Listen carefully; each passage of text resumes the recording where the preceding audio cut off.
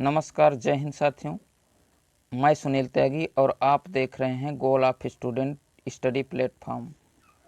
दोस्तों, आज हम प्रेजेंट कंटिन्यूअस टेंस के बारे में जानेंगे कि इस टेंस के अंतर्गत कितने सेंटेंस होते हैं और किस सेंटेंस में कौन सा स्ट्रक्चर होता है और साथ साथ कैसे कैसे सेंटेंस बनते हैं। इस सब के बारे में पूरे डिटेल के साथ जानेंगे, तो आप क्लास के अंत तक बने रहिएगा। तो चलिए शुरुआत करते हैं। प्रेजेंट कंटिन्यूअस टेंस क्या होता है? तो जो काम अभी प्रेजेंट में चल रहा होता है उसे क्या कहते हैं? उसे प्रेजेंट कंटिन्यूअस टेंस कहते हैं। जो काम अभी प्रेजेंट में चल रहा है उसे प्रेजेंट कंटिन्यूअस टेंस कहते हैं। आइडेंटिफाई अर्थात पहचान क्या होती है? तो जिन वाक्यों के अंत में रहा है, रही है और रहे हैं इत्यादि शब्द आते हैं, इन्हें प्रेजेंट कंटिन्यूअस टेंस कहते हैं। अब प्रेजेंट कंटिन्यूअस टेंस का पहला सेंटेंस कौन सा होगा? तो पहला सेंटेंस होगा अफर्मेटिव सेंटेंस। कौन सा? Affirmative sentence. तो इसका जो है स्ट्रक्चर कैसे बनेगा? तो स्ट्रक्चर इसका बनेगा, क्या बनेगा? तो बनेगा, पहले सब्जेक्ट आएगा, इसके बाद इज एम आर और फिर वर्ब की फर्स्ट फॉर्म के साथ आईएनजी और लास्ट में ऑब्जेक्ट आएगा। तो इसके अनुसार इसका सेंटेंस बनेगा।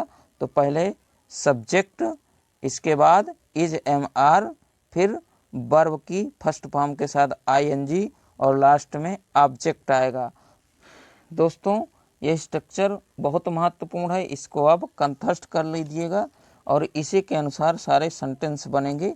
तो चलिए देखते हैं कि अफर्मेटिव सेंटेंस के कैसे वाक्य बनते हैं, तो इस चीज़ को देख लेते हैं। अब दोस्तों, अफर्मेटिव सेंटेंस के देखेंगे सेंटेंस कैसे बनते हैं। तो इसका हमने स्ट्रक्चर क्या देखा था?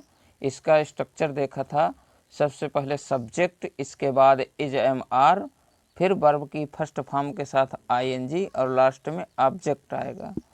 अब जैसे कि तो देखते हैं एग्जाम्पल्स। वह मूवी देख रहा है, वह मूवी देख रहा है, इसका इंग्लिश ट्रांसलेट हो जाएगा he is watching a movie, he is watching a movie. और सेकंड एग्जाम्पल्स है, मैं अंग्रेजी सीख रहा हूँ, I am learning English, I am learning English. तुम अभी कुछ कर रहे हो, you are doing something now, you are doing something now.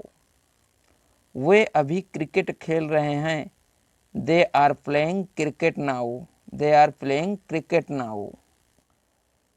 अब अगला एग्जाम्पल्स है, तुम अभी कुछ कर रहे हो, तुम अभी कुछ कर रहे हो, you are doing something now.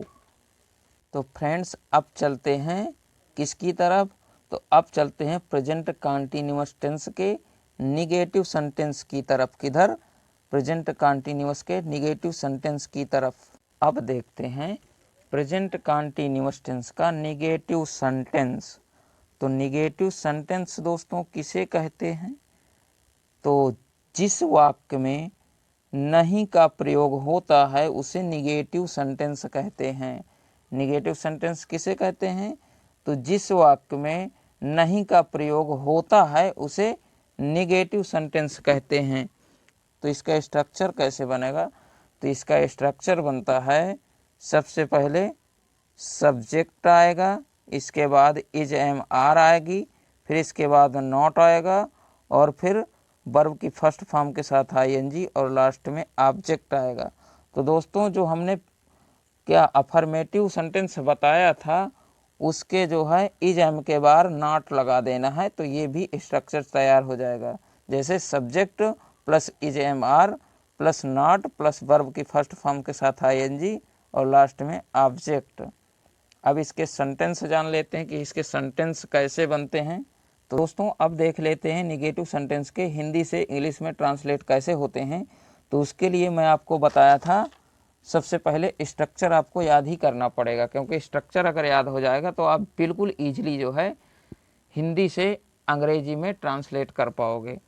तो सबसे पहले सब्जेक्ट आएगा, इसके बाद is am are plus not plus verb की फर्स्ट फॉर्म के साथ आईएनजी और लास्ट में ऑब्जेक्ट आएगा। अब देखते हैं, जैसे कि वह स्कूल नहीं जा रहा है, वह स्कूल नहीं जा रहा है, तो he is not going to school, he is not going to school. Second examples है, मैं टीवी नहीं देख रहा हूँ, मैं टीवी नहीं देख रहा हूँ, I am not watching TV, I am not watching TV. और थर्ड है, मैं क्रिकेट नहीं खेल रहा हूँ, I am not playing cricket, I am not playing cricket. अब अगला एग्जाम्पल्स देखते हैं, आप नहीं सुन रहे हो, आप नहीं सुन रहे हो, you are not listening, you are not listening. आप ध्यान नहीं दे रहे हो, you are not paying attention, you are not paying attention. अब दोस्तों देखेंगे इसके प्रेजेंट कंटीन्यूअस टेंस के अगले सेंटेंस इंट्रागेटिव सेंटेंस। तो इंट्रागेटिव सेंटेंस के बारे में देख लेते हैं कि इसमें क्या कैसे होता है, इसका स्ट्रक्चर कैसे होता है। तो अब आ गया दोस्तों प्रेजेंट कंटीन्यूअस टेंस का इंट्रागेटिव सेंटेंस। तो इंट्रागेटिव सेंटेंस किसे कहते हैं? तो जिस वाक्य में इंट्रागेटिव सेंटेंस में सबसे पहले WH फैमिली का उपयोग होता है और इसमें क्या, क्यों, कैसे, कहाँ, कब, किसके लिए इत्यादि शब्द आते हैं, तो इसमें इंट्रागेटिव वाक्य होता है। दोस्तों इसका एक बहुत ही इम्पॉर्टेंट रूल है, तो आप नोट लगा के इसको नोट कर लीजिएगा। यदि आप पूछे गए सेंटेंस का आंसर यस या नो में दे सकते हैं तो WH फैमिली का उपयोग नहीं होगा। यदि आप पूछे गए सेंटेंस का आंसर यस या नो में दे सकते हैं तो WH फैमिली का उपयोग नहीं होगा। जैसे कि क्या आप खेलते हो, क्या आप खेलते हो, डू यू प्ले, इसका आंसर यस या नो में दे सकते हैं। या तो खेलते हो तो यस कह दोगे, नहीं खेलते हो तो नो कह दोगे। यदि प्रश्न का उत्तर यस या नो में नहीं दे सकते हो तो फिर वहाँ पर WH फैमिली का उपयोग किया जाता है। दोस्तों जब भी आप किसी प्रश्न का उत्तर यस या नो में नहीं दे सकते हो तो वहाँ पर WH फैमिली का उपयोग किया जाएगा। जैसे कि आप क्या खेलते हो, तो इसमें आप बता सकते हैं कि मैं क्रिकेट खेलता हूँ, फुटबॉल खेलता हूँ, वॉलीबॉल खेलता हूँ, कबड्डी खेलता हूँ, कुछ भी बता सकते हो। इसका आंसर यस या नो में नहीं दे सकते हो, इसका आंसर आप उसी के अनुसार दोगे जैसा कि आप खेलते हैं नहीं खेलते हैं। अब दोस्तों इसका स्ट्रक्चर कैसे बनता है, तो इसका स्ट्रक्चर बनेगा सिंपल में। सबसे पहले इज एम आर आएगा, क्या आएगा, सबसे पहले इज एम आर और फिर इसके बाद सब्जेक्ट, फिर वर्ब की फर्स्ट फॉर्म के साथ ING और लास्ट में ऑब्जेक्ट के साथ क्वेश्चन मार्क भी आएगा। तो ऑब्जेक्ट के साथ क्वेश्चन मार्क भी आएगा लास्ट में। तो इसका कैसे स्ट्रक्चर बनता है, इसका स्ट्रक्चर कैसे बनता है, पहले is am are plus subject plus verb की फर्स्ट फॉर्म के साथ ING और लास्ट में ऑब्जेक्ट के साथ क्वेश्चन मार्क आएगा। ये कब आएगा दोस्तों, जब भी आप किसी प्रश्न का उत्तर यस या नो में दे सकते हैं तो वहाँ पर आएगा इज एम आर पहले आएगा, और यदि उसका उत्तर यस या नो में नहीं दे सकते हैं तो वहाँ पर आएगा WH फैमिली का। तो फ्रेंड्स आप WH फैमिली का भी जो है एक स्ट्रक्चर आप नोट कर लीजिए।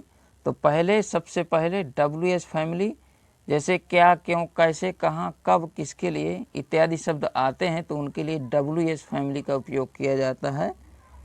तो वहाँ पर सबसे पहले WH होगा प्लस डू या डज होगा, इसके बाद क्या होगा, इसके बाद होगा सब्जेक्ट, इसके बाद वर्ब की फर्स्ट फॉर्म और लास्ट में ऑब्जेक्ट होगा। अब दोस्तों जान लेते हैं इंट्रागेटिव सेंटेंस के स्ट्रक्चर के अनुसार कैसे इसके सेंटेंस बनेंगे, हिंदी से इंग्लिश में ट्रांसलेट कैसे होंगे। तो इंट्रागेटिव सेंटेंस का स्ट्रक्चर आप एक बार और देखिएगा।